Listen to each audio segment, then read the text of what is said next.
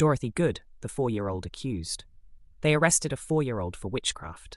What happened to her will haunt you. Dorothy Good, Salem, Massachusetts, 1692. She was 4 years old when they arrested her for witchcraft. 4 years old. Her mother was Sarah Good, one of the first 3 women accused in Salem, a homeless beggar, an outcast.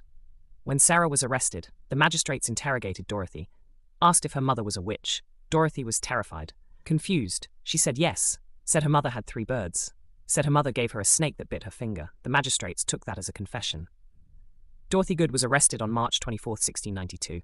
They put her in chains, iron shackles on her wrists and ankles, a 4-year-old child, in chains. She was imprisoned for 9 months, in the same jail as adults, in the dark, in the cold, alone.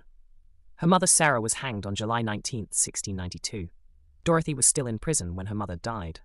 The trials ended in October 1692.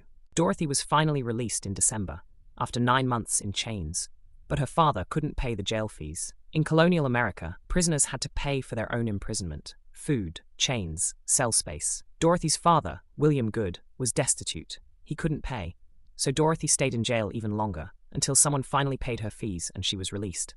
By the time she got out, she was broken. Her father later testified that Dorothy was never the same, that the imprisonment had destroyed her mind. She had been a normal 4-year-old. By the time she was released, she couldn't function. Historians believe she suffered severe psychological trauma, PTSD, developmental damage from being imprisoned during critical early childhood years. Dorothy Good lived into adulthood, but there are almost no records of her life after Salem. She disappears from history, a broken child who became a forgotten woman. She was never compensated, never apologized to, never acknowledged. In 1710, William Good petitioned for restitution for his family's suffering.